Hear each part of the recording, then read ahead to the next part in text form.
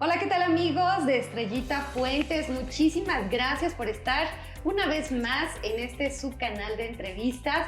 Y bueno, el día de hoy, de verdad que estoy muy feliz, muy contenta, muy honrada de tener a una mujer muy destacada en el país que ha hecho historia como pocas mujeres lo han hecho en México. Se trata de la maestra Perla Moctezuma, a quien le agradezco muchísimo que me haya dado este espacio para platicar y, bueno, pues conocer un poquito más acerca de su historia y de su semblanza. Maestra, ¿cómo está? Muy buenas noches. Muy bien, mucho gusto, muchas gracias por la invitación. Es la primera vez que nos vemos, me da mucho gusto conocerte y acompañarte. Gracias. Maestra, pues usted comenzó como directora de teatro, como maestra y directora de teatro para niños con discapacidad auditiva.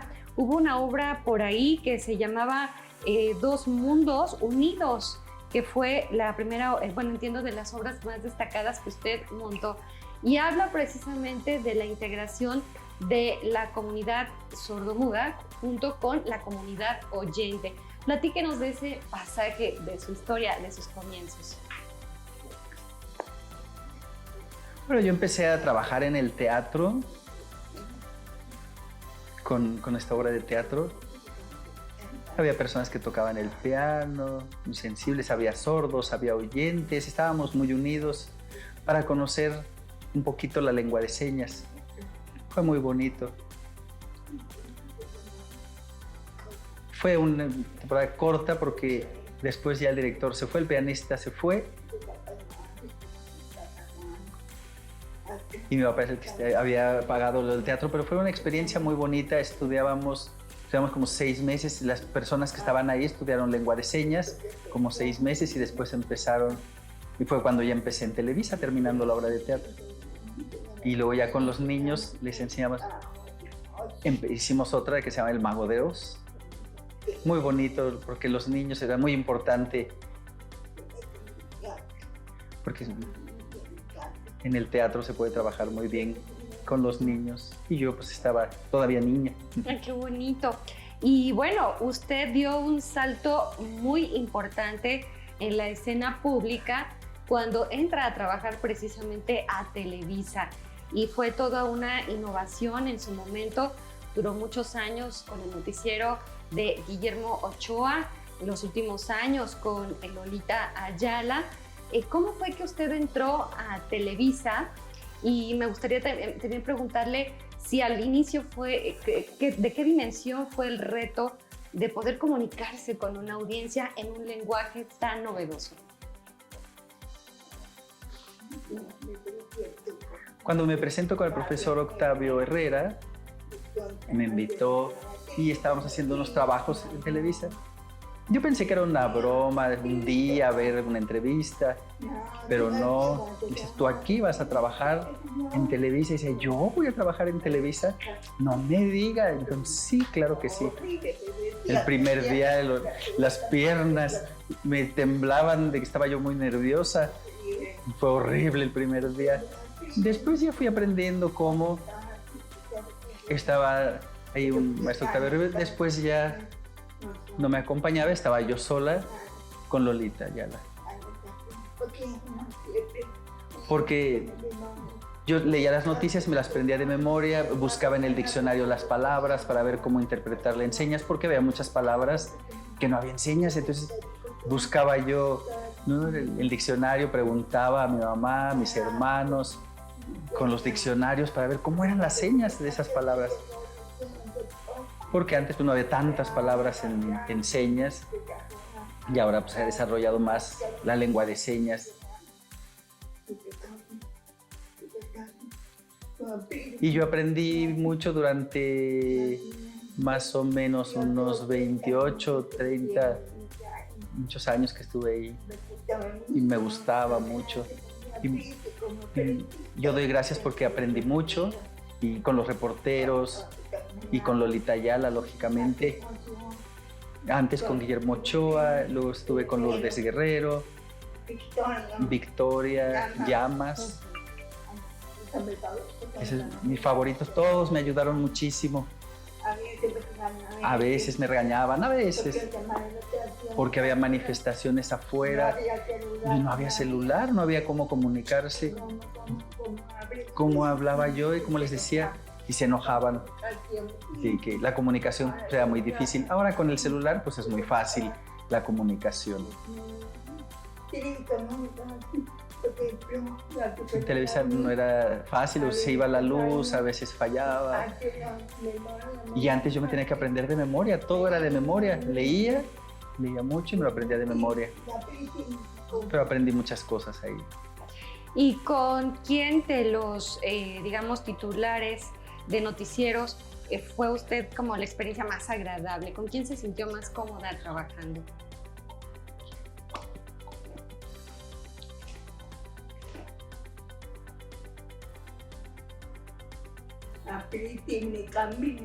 Es que fui aprendiendo en el camino. Iba yo logrando, ¿no? Aprendiendo con todos, me sentía más segura. A veces me criticaban, ¿no? Y yo no hacía caso, pero pues yo buscaba en los libros, en los diccionarios, y ya me sentía seguro en mi vida.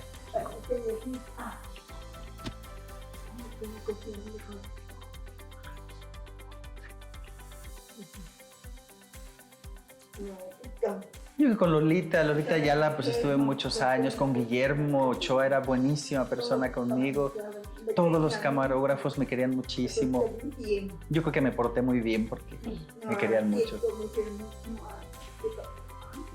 Y pues o sea, siempre fui muy educada y muy amable con ellos y pues eso recibí.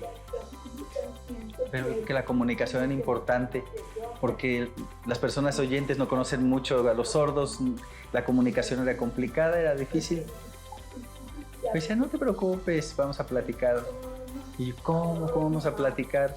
Era muy difícil, pero poco a poco ya me fui acostumbrando y ya todos saludaban. Por ejemplo, ¿tú cómo te sientes conmigo? Cómoda, fluida, fluida.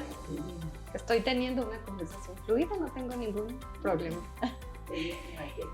Y dentro de esa trayectoria que tuvo en las noticias, ¿cuál fue el momento noticioso más impactante?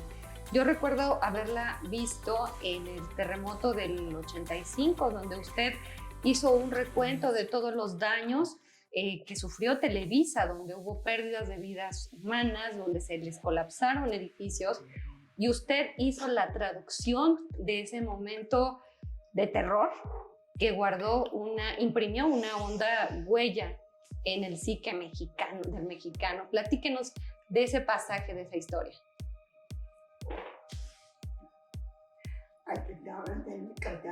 Estaba yo en mi casa, estaba yo saliendo y yo vi la escuela iberoamericana que estaba cerca de mi casa, cómo se cayó. Y yo vi un edificio, un hotel, se cayó. Y dije, qué raro, pero yo tengo que llegar. Y me fui manejando, dejé a mi hijo en la escuela y me fui rápido. Y en eso vi mucha gente que corría con pijama, con toallas, con tierra en la cara, lloraban. Y yo me asusté mucho, pero dije, tengo prisa, tengo que llegar, si no me van a regañar en Televisa. Y me fui. Mis amigos, los camarógrafos, me dijeron, ¿para qué viniste? Yo, pues tengo que trabajar, mira. Y se había caído ahí el edificio. Y tenía un capuchino que era mi favorito. Mi jefe ya murió. Estaba en el escritorio, estaban muy tristes, horrible. Había pánico, muy triste. Entonces me dijo, por favor, empuja tu coche y vete para que vayas por tus hijos a la escuela. Y yo empujé el coche como 10 cuadras y fue a recoger su coche. Porque con el temblor, dice, olía a gas y dice, Si lo prendo va a explotar. Entonces lo empujé hasta que se acabó el olor de gas. No me acuerdo bien, pero como 10 cuadras. Y vi los edificios caídos. Me preocupé mucho por mis hijos. Ya fui por ellos. Y después tengo 3 hijos, entonces fui, ya los dejé en la casa y me fui a la iglesia para ayudar, a llevar cosas, comida. Todo.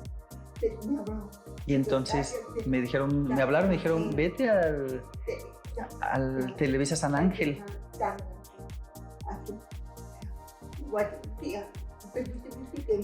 Y teníamos que ir vestidos de negro. Me dijeron, no, nada de rezar, tienes que estar seria todo el tiempo. Y yo estaba seria, de luto por los muertos. Igual ahora con el COVID, igual, horrible. Y ya nos quedamos en casa.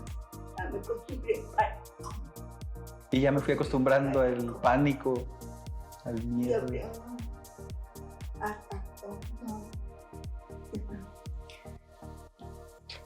Y bueno, maestra, usted comenta que al inicio había como muy poco vocabulario para poderse comunicar en este lenguaje de señas, pero ahora hay como una gran diferencia, hay un amplio vocabulario, pero sobre todo usted observa en la sociedad que hay más sensibilidad en torno a esta agenda, en torno a la visibilidad de las personas con esta discapacidad auditiva o sordomudas. ¿Qué opina usted al respecto? ¿O todavía falta mucho por hacer?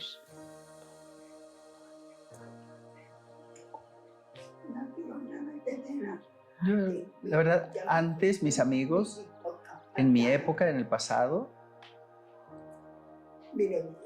1961 hasta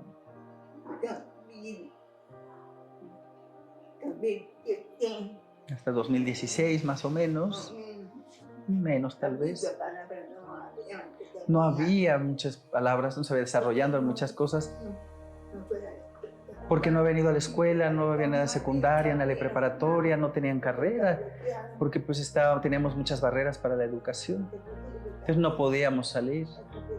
Por ejemplo, como yo, en Torreón me abrieron una escuela secundaria, me dieron la oportunidad para entrar, pero las comunidades sordos no tenían. Ahora empieza actualmente. Le doy gracias, por ejemplo, a Ernesto Escobedo, que me invitó con un maestro de Brasil, que tiene maestría, tiene doctorado, es sordo. Tiene todo. En Brasil tienen 300 brasileños con estudios. En México no hay, hay 3, 4 con estudios más o menos. Entonces ahora ya se empezó a desarrollar mejor, ¿no? Ahora ya muchos sinónimos, palabras, hay nuevas señas, lógicamente, que se van creando y ya se va mejorando.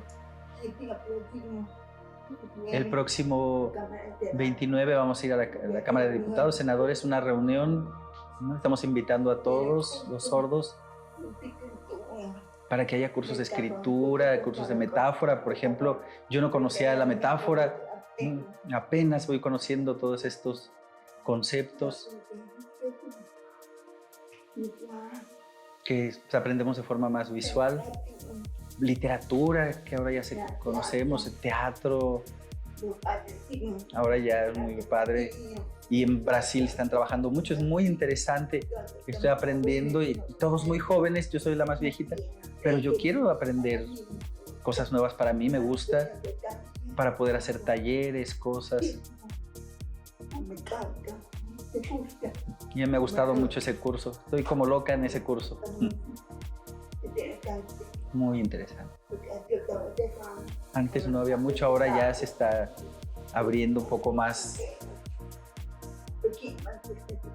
Y ahorita lo más importante pues son los niños. Necesitan mucho. Los niños. Yo no quiero que pierdan conocimientos y pierdan información como yo no quiero que eso les pase a los niños, es importante trabajar con ellos. El hecho de pertenecer a la comunidad con esta discapacidad auditiva o ser sordomudo en una condición de pobreza como la que existe en México implica una mayor desventaja que con respecto a otros sectores sociales. Maestra.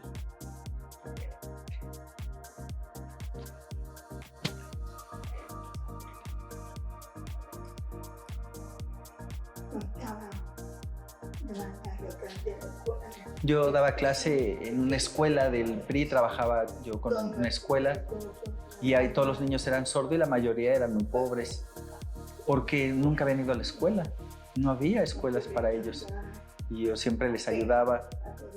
Apenas yo les daba alfabetización, aprendían algo a escribir, las señas. Iban viejitas ahí a la escuela muy contentas a aprender con unos lapicitos pequeños, de que eran muy pobres. Y buscábamos donativos para ayudarles, para que pudieran aprender a leer y escribir.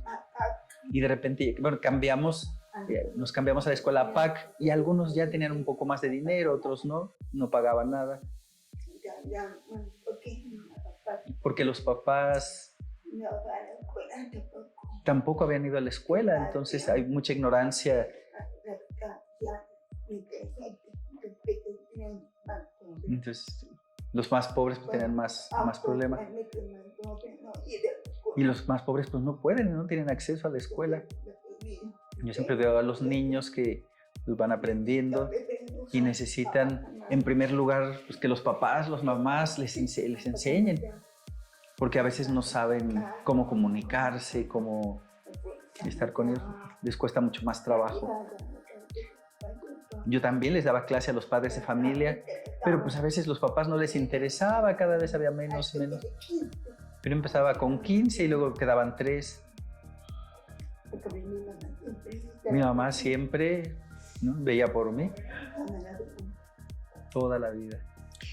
Y el tema de la inclusión en nuestra sociedad, ¿usted observa que ya hay más sensibilidad en el entorno actual que antes? Es decir, las personas ahora son más sensitivas, más sensibles a la inclusión de las personas con alguna discapacidad, en este caso auditiva o sordomudas. ¿O siguen habiendo esas trabas?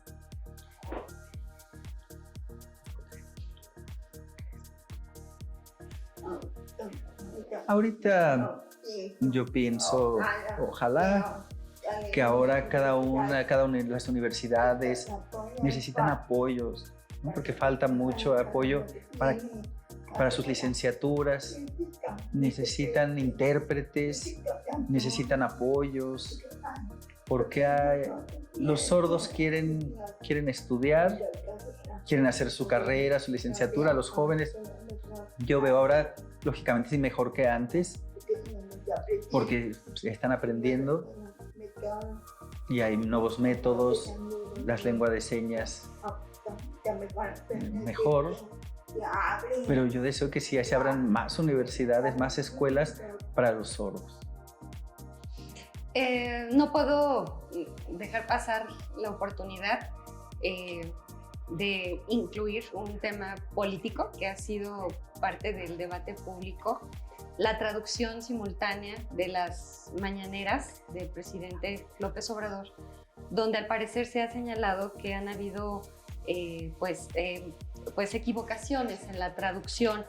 Me gustaría conocer su opinión como experta, si usted ha tenido oportunidad de observar estas conferencias en términos de la traducción, y si considera que son buenas o si tienen algún sesgo, que también se ha hablado de ello.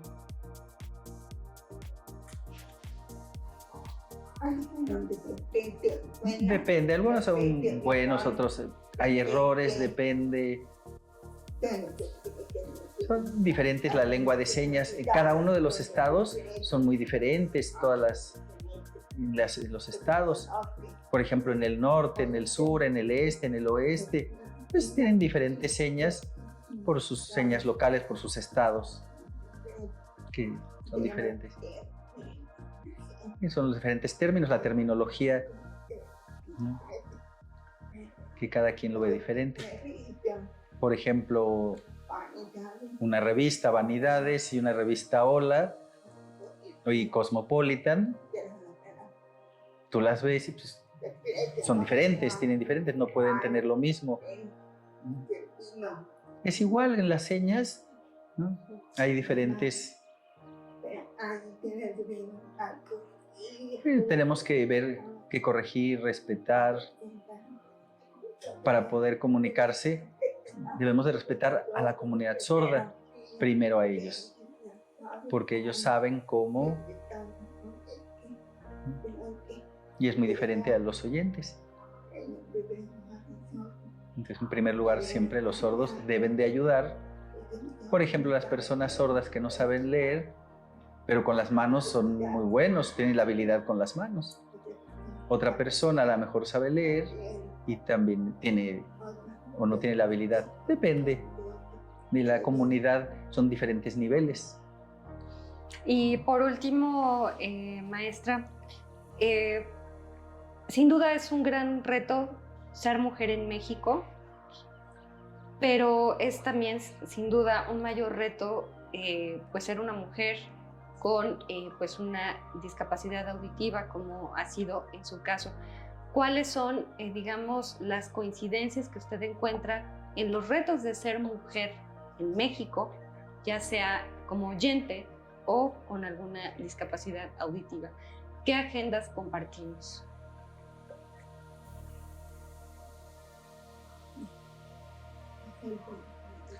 Por ejemplo, una persona sorda y oyente, como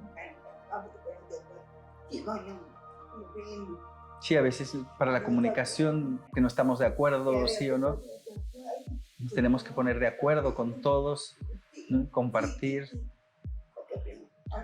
Por ejemplo, ahorita, ¿no? En cuestión de política, se acaban unos, se van, vienen otros nuevos y otra vez hay que empezar y proyectos y otra vez empezar y se hace un círculo. Nunca, ¿no? Desarrollamos si no estamos en círculo. Tenemos que avanzar hacia adelante y no barrera y regresar y barrera y regresar. Adelantamos y regresamos.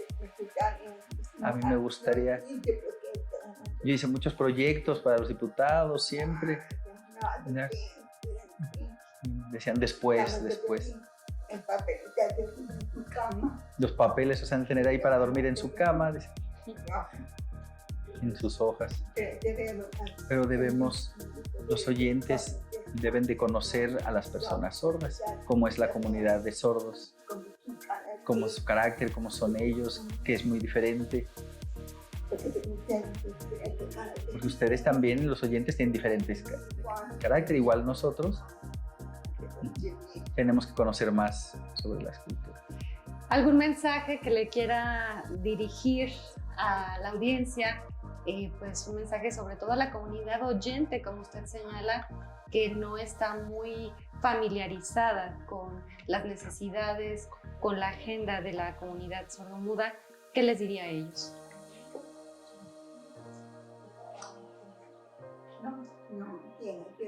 Yo quisiera pedir de favor que las personas oyentes deben de conocer a nuestra comunidad sorda, porque todos los oyentes tienen miedo de cómo comunicarse, de cómo acercarse.